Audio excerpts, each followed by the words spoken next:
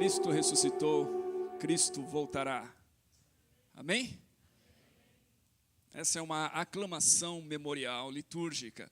Durante séculos, ela tem sido parte das liturgias orientais e, mais recentemente, tem sido adotada por algumas das liturgias cristãs ocidentais. E ela nos declara exatamente aquilo que Paulo fala na sua carta aos Coríntios, no capítulo 15, 1 Coríntios, que é o texto que eu gostaria de ler algumas porções com vocês e meditar sobre ele nessa manhã. 1 Coríntios, capítulo 15, eu quero ler dos versículos de 1 a 4, e depois o último versículo desse capítulo. Diz assim: Irmãos, lembro-vos do evangelho que vos anunciei, o qual também recebestes e no qual estáis firmes. Por meio dele também sois salvos, se retiverdes com firmeza a mensagem tal como a anunciei a vós, a não ser que tenhais crido inutilmente. Porque primeiro vos entreguei o que também recebi: Cristo morreu pelos nossos pecados, segundo as Escrituras. Foi sepultado, ressuscitou ao terceiro dia, segundo as Escrituras. Versículo 58. Portanto, meus amados irmãos, sede firmes e constantes, sempre atuantes na obra do Senhor, sabendo que nele o vosso trabalho não é inútil. Vamos orar mais uma vez.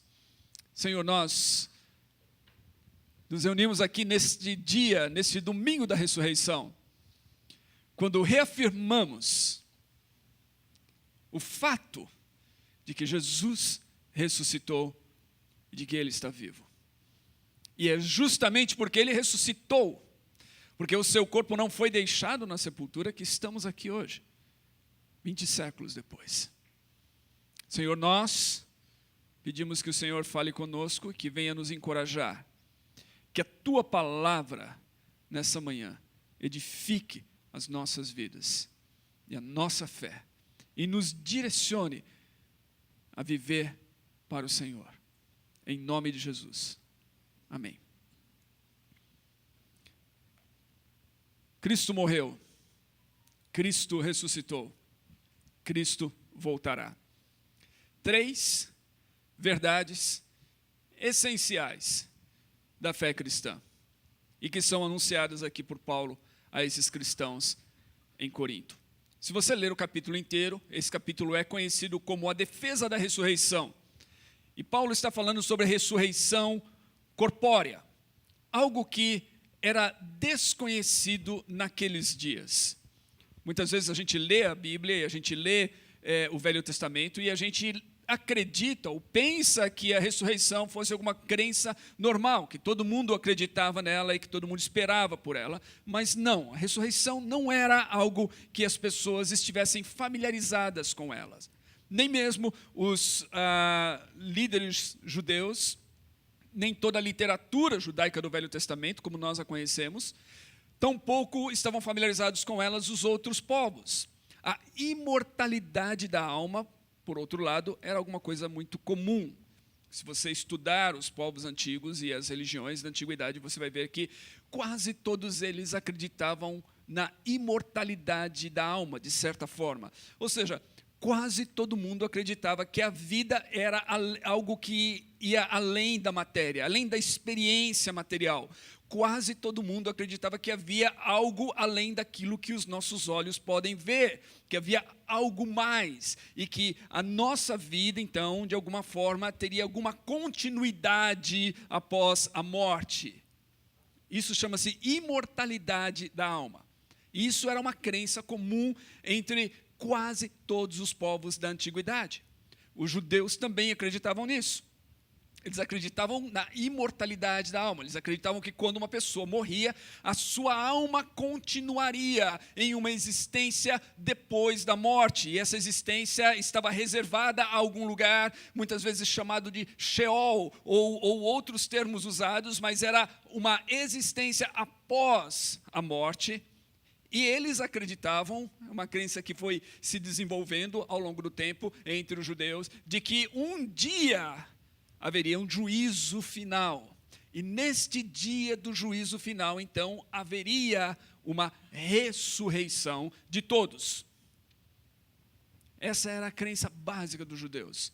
Os gregos também acreditavam assim, no início da filosofia, quando houve a transição do mito para o logos. Os filósofos gregos acreditavam na continuidade, a maioria deles acreditavam na continuidade, acreditavam numa alma e na continuidade da vida. Mas alguns deles começaram a questionar isso. Então, quando você estuda tanto os pré-socráticos como os helenistas, você vai ver que alguns filósofos começaram a questionar a realidade da alma em si. E aí surge aquilo que a gente poderia chamar de o germe do materialismo, daquilo que se tornou hoje a crença de muitas pessoas, de que tudo que existe é matéria, e de que não há, então, uma alma imaterial, um espírito, portanto, não há o que se preocupar com uma vida além dessa vida. Epicuro foi um desses filósofos. Ele viveu entre o final do século IV e início do século III antes de Cristo. E foi através de Epicuro que surgiu, talvez, as primeiras ideias daquilo que é conhecido como o hedonismo. Para ele, a vida era uma tragédia. Então, não havia nada além da matéria. Tudo o que havia era essa experiência. Portanto, o homem deveria se dedicar a experimentar o máximo de prazer nessa vida. E o prazer máximo do homem estava, a sua felicidade máxima, o seu prazer máximo estava na amizade. No relacionamento da amizade.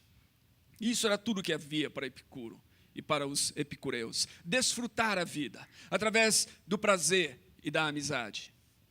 O hedonismo, né, e o egoísmo do Epicuro não era como muitas vezes a gente pensa no egoísmo, porque ele pensava justamente nessa relação de troca com o próximo e dessa amizade em busca desse prazer na vida. E eram essas ideias que haviam atravessado, então, alguns séculos e que faziam parte da imaginação dos gregos e da cidade de Corinto, para a qual Paulo escreve essa carta. Então, ideias de Epicuro e de outros filósofos gregos, algumas ideias judaicas. Porque os judeus, como eu disse, eles não esperavam a ressurreição. Era estranho para o judeu falar de uma ressurreição. Quando Jesus estava falando para os seus discípulos acerca da ressurreição, eles não entendiam isso. Eles perguntam, o que ele quer dizer com ressurreição? Porque era uma ideia esquisita, era uma ideia estranha para eles. Jesus falar que iria ressuscitar, mas espera aí, ressurreição é uma coisa para o final dos tempos, não agora. Então essa não era uma ideia normal que eles estavam aguardando, esperando e que fazia parte da sua cosmovisão, da sua compreensão das coisas. Por isso, na igreja de Corinto, aquele grupo de crentes estavam se questionando acerca da ressurreição. E alguns estavam dizendo, não existe ressurreição. E Paulo escreve essa carta, e nesse capítulo 15, ele quer esclarecer esse fato. Note que ele começa, irmãos, lembro-vos. Aqui há esse memorial, e há essa aclamação memorial que nós estamos falando. Paulo está lembrando, Paulo está recordando. É importante que muitas vezes sejamos lembrados, que muitas vezes sejamos recordados de algumas coisas que nós já ouvimos, que nós já aprendemos e que com o passar do tempo talvez possamos esquecê-las. Ou elas talvez acabem tendo menos impacto em nossas vidas do que elas deveriam ter. Isso ocorre com todos nós. De fato, um dos grandes problemas do homem é o esquecimento. Nós já temos dito isso várias vezes. A razão pela qual nesta manhã nós celebramos a ceia uma vez mais é porque a ceia é um memorial. A ceia serve com a finalidade de nos fazer lembrar, de nos fazer recordar de Jesus Cristo, da sua morte, da sua ressurreição, daquilo que ele fez por nós. Ela serve como um memorial do Evangelho e da mensagem central do Evangelho, que é a morte de Cristo pelos nossos pecados e a sua ressurreição para uma nova vida. Irmãos, quero vos recordar do Evangelho. Aqui está o Evangelho. O Evangelho é essencialmente isso. Cristo morreu. Cristo ressuscitou. Cristo voltará. Essencialmente está aqui a mensagem do Evangelho. Paulo diz que essa mensagem, ele fala, Cristo morreu e ele morreu pelos nossos pecados. A morte de Jesus, como já falamos, não foi um acidente no plano de Deus. Cristo veio para morrer. Quando João o vê, quando João Batista o vê, no Evangelho de João, nós encontramos que ele se refere a Jesus como o Cordeiro de Deus. Eis aí, o Cordeiro de Deus que tira o pecado do mundo. A referência é propícia para o dia. João está falando do Cordeiro Pascal, o Cordeiro de Deus. A memória da Páscoa, a memória do Cordeiro imolado na passagem do Êxodo. Eis aí o Cordeiro de Deus. Então Jesus vem como Cordeiro de Deus, ele vem para morrer e ele vem para morrer pelos nossos pecados. Cristo morreu pelos nossos pecados. Não foram os líderes judaicos que o colocaram naquela cruz. Não foram os romanos que o colocaram naquela cruz. Não foi o poder do império que o colocou na cruz. Foram os nossos pecados. Os seus e os meus pecados que o colocaram naquela cruz. Cristo morreu. E o que fez com que ele morresse? O que o levou para a cruz? Paulo diz, os nossos pecados. Segundo as Escrituras. Paulo está dizendo que tudo isso que aconteceu segundo as Escrituras. Ele provavelmente está pensando em algumas das profecias bíblicas que apontavam para isso. Jesus também, ao falar com seus discípulos acerca daquilo que aconteceria com ele, ele disse, vocês não viram ou não ouviram o que foi dito a meu respeito na lei e nos profetas. As Escrituras apontavam para isso. Então, Cristo morreu. A morte de Cristo foi pelos nossos pecados. Cristo morreu para que nós pudéssemos ter o perdão de pecados. Cristo morreu para que nós pudéssemos ser livres da culpa. Cristo morreu para que nós pudéssemos ter paz com Deus. Nós éramos inimigos de Deus por causa dos pecados, agora nós somos reconciliados com Deus e temos paz com Deus. Não precisamos mais viver com medo de sermos esmagados por Deus, por causa dos nossos pecados e a santidade de Deus. Não, Cristo morreu, Ele nos tira o pecado. Paulo continua, Cristo foi sepultado e ressuscitou no terceiro dia. O detalhe de que Cristo foi sepultado é importante aqui. A sua morte foi real, que Paulo está querendo dizer. A morte de Cristo não foi simbólica, não foi imaginada. Já havia naqueles dias, assim como há hoje, algumas das ideias de que Jesus não teria de fato morrido na cruz. Mas Paulo diz, ele morreu e ele foi sepultado. A sua morte aconteceu de fato. Não foi que ele teve um desmaio. Não, ele morreu. Foi feita a leitura aqui do Evangelho de Marcos, quando José de Arimateia vai pedir para Pilatos o corpo de Jesus, a fim de que ele possa dar a Jesus um sepultamento, um túmulo. E diz no Evangelho de Marcos algo interessante. Diz que Pilatos se surpreendeu de que Jesus já estivesse morto. Se você se lembrar das passagens dos Evangelhos, você vai ver que havia um costume, inclusive, dos guardas romanos de quebrarem os ossos daqueles que estavam crucificados. E eles faziam isso justamente naquela semana, por ocasião da Páscoa, para que os viajantes que estavam na cidade de Jerusalém ali não vissem esses corpos expostos na cruz. Um corpo crucificado, uma pessoa crucificada poderia ficar na cruz durante dias. E eles sabiam disso. E quando o soldado vai quebrar, então, as pernas de Jesus, ele já estava morto. Pilatos se surpreende de quão logo Jesus foi declarado morto. Jesus morreu e ele foi sepultado. Isso foi atestado. O Evangelho de Marcos nos diz isso.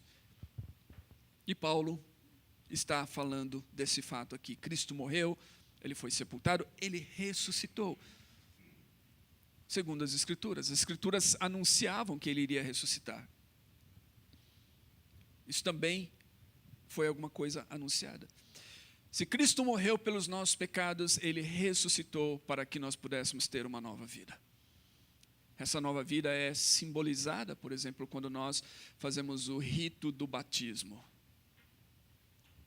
No batismo, quando nós descemos as águas, o que está sendo simbolizado ali é que nós estamos morrendo com Cristo, estamos sendo sepultados com Cristo. Quando nós nos erguemos das águas, nós estamos erguendo-nos para uma nova vida. Cristo ressuscitou para uma nova vida. E esse capítulo aqui, eu não pretendo explorar ou expor todo esse capítulo nesta manhã, mas esse capítulo, Paulo está falando exatamente sobre isso. Paulo está falando daquilo que Deus fez em Cristo, ao iniciar em Cristo uma nova criação. Paulo faz uma comparação, inclusive. Paulo fala de Adão e fala de Cristo. Ele fala de Adão como o primeiro homem, ele fala de Cristo como o segundo homem que veio do céu. O primeiro homem vem da terra, o segundo vem do céu. Ele fala de Adão, novamente, esse primeiro homem que tornou um ser vivente. Ele fala de Cristo como o último Adão. Ou seja, em Cristo, Deus começa uma nova criação. E por isso Paulo diz que Cristo é a primícia, ele chama. Ele é o primeiro dentre os mortos, versículo 20. Ele é o primeiro daqueles que ressuscitaram. Isso que era algo que ninguém imaginava que seria possível acontecer, Cristo faz. Ele ressuscita dentre os mortos. Ele é o primeiro. Porque nele, Deus começa uma nova criação. E nós, então, somos parte dessa nova criação de Deus. Em Cristo nós recebemos uma nova vida. Como é que é essa vida? É a vida de Deus em nós. Nós temos Cristo em nós. Esse é o início de uma nova vida. Esse é o início de algo que Deus fez em Cristo e que Deus continua fazendo. O reino de Deus está presente hoje. Cristo reina. E Cristo reina em nossas vidas. Nós somos seus súditos. Ele é o nosso Senhor. Deus começou tudo isso em Cristo. Então Ele ressuscitou para nos dar essa nova vida. Como é essa nova vida?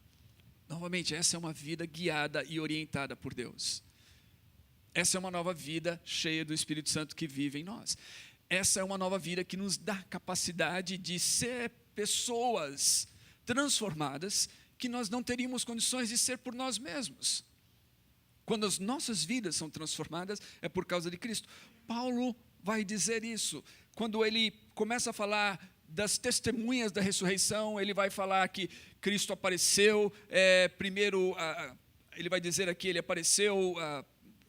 versículo 4, foi sepultado, ressuscitou, versículo 5, apareceu a Cefas, depois aos 12, depois a mais de 500 irmãos de uma só vez, depois apareceu a Tiago e a todos os apóstolos, e aí ele vai dizer, por último ele aparece a mim. Paulo está dizendo assim, e Paulo teve essa experiência com Cristo muito depois dos demais apóstolos e dessa multidão dos 500, que ele diz que ainda estavam vivos, alguns deles nos seus dias.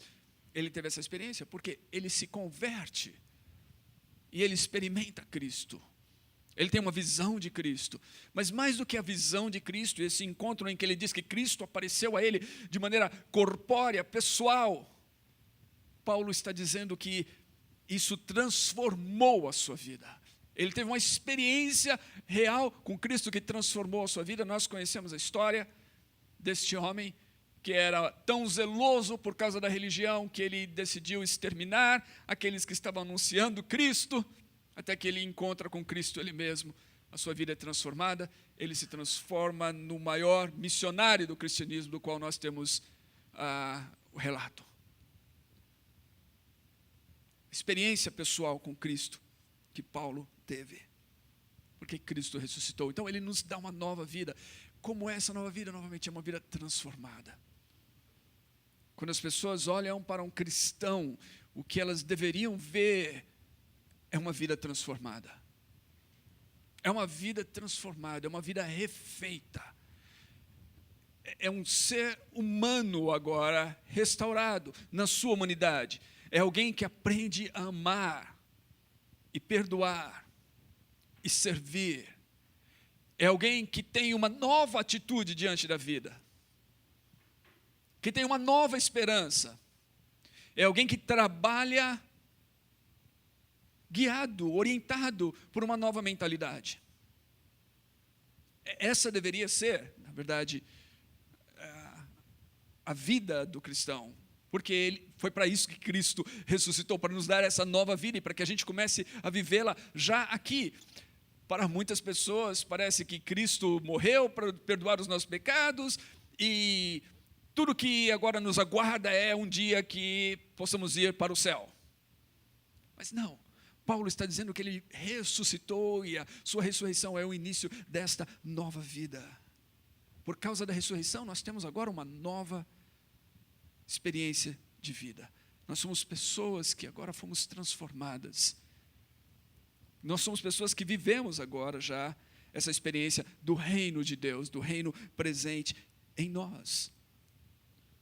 O reino está aqui. Ele não está em sua plenitude, ou seja, nós ainda vemos evidências de um mundo que não está totalmente submisso à vontade de Deus.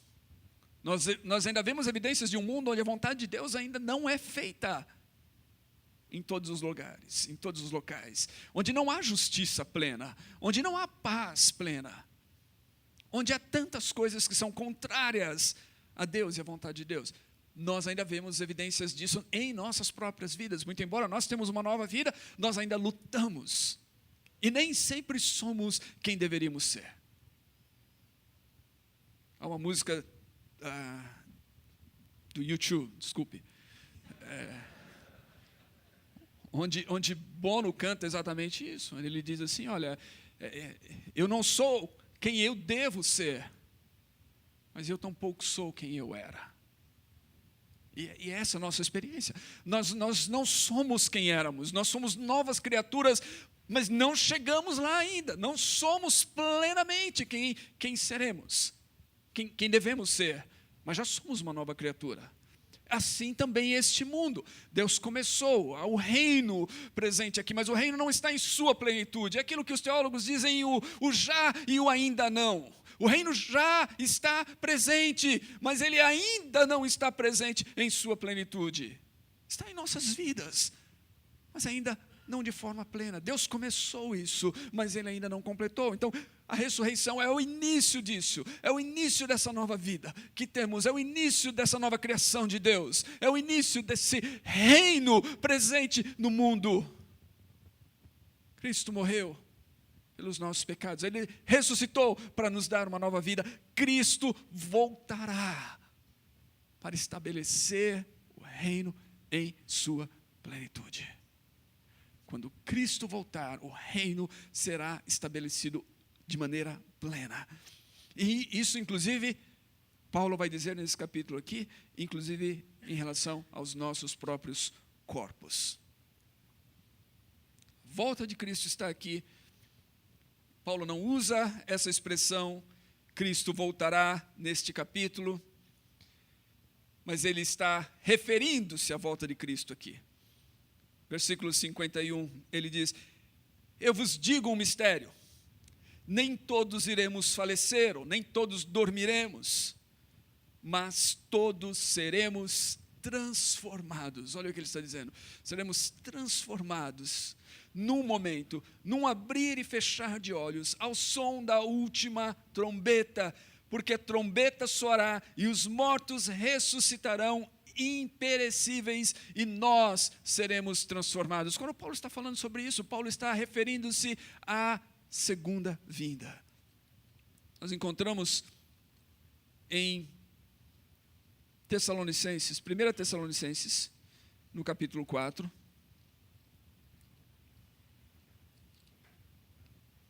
Paulo diz o seguinte, versículos 13 em diante: irmãos, não queremos que sejais ignorantes com relação àqueles que já faleceram, para que não vos entristeçais como os outros que não têm esperança. Porque se cremos que Jesus morreu e ressuscitou, também devemos crer que Deus, por meio de Jesus, vai trazer juntamente com ele os que já faleceram. Afirmamos pela palavra do Senhor que nós, os que ficarmos vivos para a vinda do Senhor, de modo algum precederemos os que já faleceram. Por quê? Ouvida a voz do arcanjo e ressoada a trombeta de Deus, o próprio Senhor descerá do céu com um grande brado, e os que morreram em Cristo ressuscitarão primeiro. Depois nós, os que estivermos vivos, seremos arrebatados com eles nas nuvens, ao encontro do Senhor nos ares, e assim estaremos para sempre com o Senhor.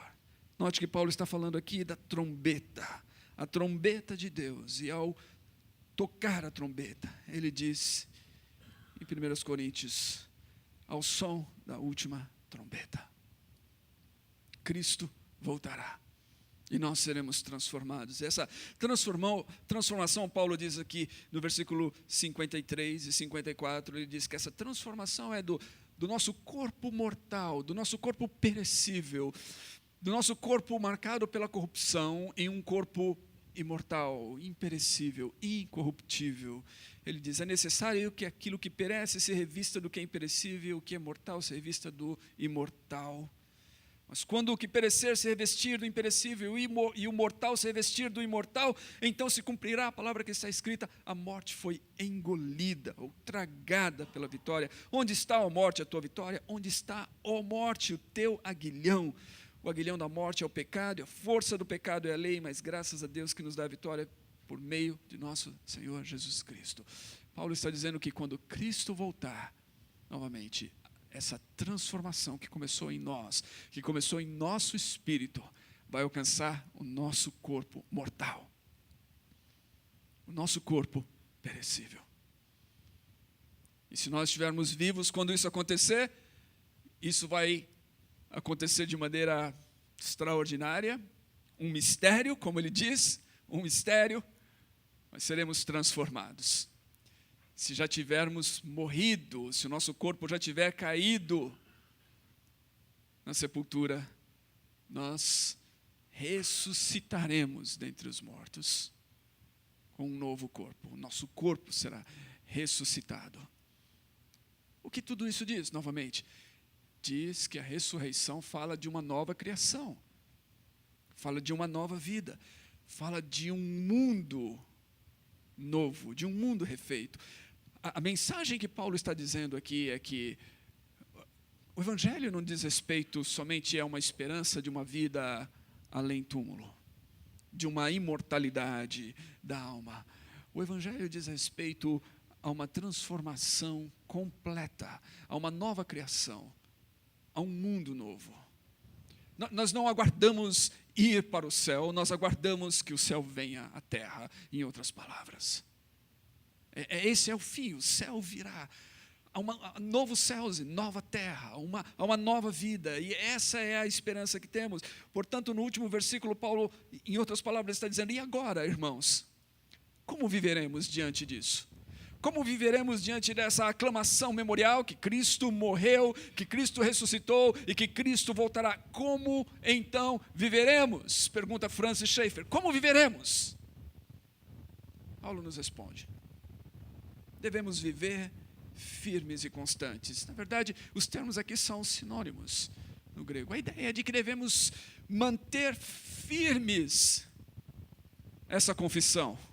Manter firmes essa esperança. Nota, logo no comecinho ele diz, o evangelho que anunciei, no qual também recebestes e no qual estáis firmes. Devemos permanecer firmes nesse evangelho. Firmes nessa fé. Essa deve ser a nossa resposta. Manter-nos firmes, firmes e constantes. Não recuarmos. Não voltarmos atrás. Não abandonarmos a confissão. Não abandonarmos a fé. Firmes. Cremos que Cristo morreu, que Ele ressuscitou, que Ele vai voltar. Essa é a nossa firmeza. Paulo diz, como devemos viver além dessa firmeza? Por causa dessa firmeza, devemos ser atuantes na obra do Senhor. Devemos servir ao Senhor. 2 ou 3 semanas atrás, ouvimos aqui o Vinícius compartilhando conosco sobre a alegria no texto de Filipenses. E ele começou falando-nos e citando-nos uma passagem de C.S. Lewis sobre a esperança. Onde Lewis diz que aqueles que mais fizeram nessa vida aqui eram aqueles que pensavam na vida além. É isso que Paulo está dizendo. Diante desta realidade, diante do fato de que Cristo morreu pelos nossos pecados, que Ele ressuscitou para nos dar uma nova vida, de que Ele vai voltar para reinar de maneira plena sobre todas as coisas, estabelecer o reino de Deus em sua plenitude, diante do fato de que isso vai acontecer e que nós não estamos aguardando uma vida imaterial no futuro, mas corpos transformados. Diante do fato de que Paulo, não nessa passagem, mas Paulo acreditava e anunciava de que toda a criação que foi afetada pela queda e pelo pecado, toda a criação geme aguardando por esse dia, aguardando a redenção, toda a natureza geme. E de que a redenção então se estende não somente a você e a mim, mas a toda a criação de Deus. Diante desse fato, como nós devemos viver aqui? Devemos viver atuantes. Devemos nos engajar. A razão pela qual nós nos engajamos e devemos nos engajar em tantas coisas que dizem respeito à vida aqui, é porque nós não estamos vivendo aqui apenas pensando numa vida além e não faz nenhum significado aqui. Esse foi um problema de muitos cristãos durante muitos tempos, inclusive nos dias de Paulo, inclusive na própria cidade de Tessalônica, e o leva a escrever essas cartas aos Tessalonicenses e explicar-lhes que eles deveriam ter uma esperança viva que redundava em uma atuação na vida aqui e não ficarem pensando apenas em morrer. Quando eu era criança, por exemplo, um reflexo disso era que muitos diziam assim, mas Jesus vai voltar, Jesus virá novamente, então para que eu vou estudar? Para que eu vou fazer qualquer coisa? Jesus vai voltar. Ou nos dias de Paulo, alguns diziam isso, falavam, Jesus vai voltar, então não vou mais trabalhar. Não vou fazer mais nada, porque Jesus vai voltar. Eles estavam aguardando isso, então não tinha sentido algum. Paulo está dizendo, não. É justamente porque Jesus vai voltar que nós nos engajamos, é porque Deus está redimindo todas as coisas. É porque o universo, é porque a criação aguarda que tudo ganhe sentido novo. Porque nós devemos ser atuantes nesse mundo? Porque Jesus vai voltar, porque Ele morreu, ressuscitou e Ele vai voltar e a redenção se estende a todos. Por que nós deveríamos, por exemplo, como cristãos, por que nós deveríamos cuidar da natureza? Grande tema hoje, né? O planeta. Esse planeta que geme, a criação que geme. Por que, como cristãos, deveríamos nos interessar pela natureza? Deveríamos estar na linha de frente daqueles que estão interessados no planeta. E sermos preocupados com a preservação das coisas criadas. Por que nós deveríamos estar na linha de frente daqueles que se importam com os animais? E com o descaso, muitas vezes, com que os animais são tratados no nosso mundo. Inclusive, no consumo da carne animal, que eu sei que é uma causa que muitos irmãos defendem aqui, né? E eu não sou vegetariano, Jesus também não era. Mas por que deveríamos nos importar acerca dos animais, de como eles são tratados, de como que é tudo isso? Porque nós cremos, novamente, que todas essas coisas são importantes e elas têm valor. E Deus está restaurando tudo isso. E um dia Ele vai restaurar toda a criação. Isso começa agora. Nós nos engajamos agora porque nós acreditamos nisso. Esse universo criado por Deus, essa criação de Deus, ela tem valor. E em Cristo Ele começa um processo de redenção, que já está presente, já está se espalhando nesse mundo, de maneira invisível muitas vezes, perceptível por alguns, mas invisível para a maioria.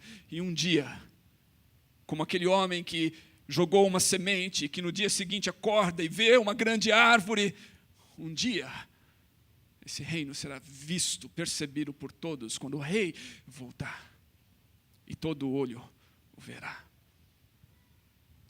Então, como veremos, devemos viver com firmeza nisso, e como fruto dessa firmeza, atuante, porque sabemos que no Senhor o que fazemos aqui não é vão. Sabemos que o nosso serviço a Deus, que é feito de diferentes maneiras, não é vão. Que nós estamos como cooperadores de Deus em Cristo, trabalhando para essa nova criação de Deus. Que nós amamos em nome de Cristo, que nós servimos em nome de Cristo, que nós trabalhamos por Cristo e para Cristo à medida em que nós servimos a criação e a criatura de Deus. Essa deve ser a nossa vida. A mensagem da ressurreição de Cristo é uma mensagem que diz respeito não só ao futuro. Isso daí não era novo. A imortalidade não era nova. A mensagem da ressurreição é nova, porque ela diz respeito a uma nova vida que começa agora. Que começa agora, porque Cristo ressuscitou. Isso é boas novas. Isso é boas notícias que nós devemos abraçar. Cristo morreu. Cristo ressuscitou. Cristo voltará. Por isso, nós temos perdão de pecados. Nós temos vida nova. Nós temos esperança. Por causa dessas coisas, nós somos atuantes nesse mundo. Nós não vivemos como aqueles que não têm esperança. Nós não vivemos como aqueles que creem apenas na matéria. Não somos como os epicureus nos dias de Paulo, que ele cita aqui no capítulo 15, quando ele diz no versículo 34, se Cristo, se os mortos não ressuscitam, comamos e bebamos, porque amanhã morreremos, ou seja, não há razão nenhuma. No amanhã nós não somos assim. Nós comemos, nós bebemos, nós vivemos a nossa vida aqui de maneira responsável, porque nós sabemos que Cristo ressuscitou, que a vida ganha um novo sentido, toda ela. Nossas ações aqui contam para tudo aquilo que Deus está fazendo na redenção da humanidade e de toda a criação. E nós aguardamos por isso, e nós vivemos à luz disso. Portanto, meus irmãos, que esse dia, que essa data no nosso calendário, ela nos sirva como esse memorial, ela nos sirva como esse lembrete, ela nos sirva como esse momento em que nós paramos para pensar em tudo aquilo que Cristo fez e que Deus fez em Cristo, mas não só no que Ele fez no passado, a morte dele diz respeito ao passado, mas em tudo aquilo que Ele está fazendo hoje, porque Ele continua vivo, Ele ressuscitou, Ele vive em nós, então ela diz respeito ao presente, o que Deus está fazendo no mundo hoje, através de nós, em nós e por meio de nós. Diz respeito a hoje, mas também diz respeito ao futuro. Nós olhamos para o futuro, nós não vivemos como aqueles que não têm esperança, nós olhamos para o futuro, por mais que as notícias sejam negativas, por mais que o mundo pareça cada vez mais mergulhado no caos, por mais que as nuvens sombrias apareçam no horizonte, nós sabemos que o futuro está nas mãos daquele que vive, daquele que ressuscitou e daquele que vai rasgar os céus um dia, com a sua gloriosa presença e vai reinar para sempre. E naquele dia, todo joelho se dobrará e toda língua confessará que Ele é o Senhor, para a glória de Deus o Pai. Nós temos essa esperança. Então, que este dia e que esse momento nos sirva de lembrança para esse fato. Irmãos, eu quero lembrar vocês desse Evangelho. Que possamos nos lembrar hoje e sempre.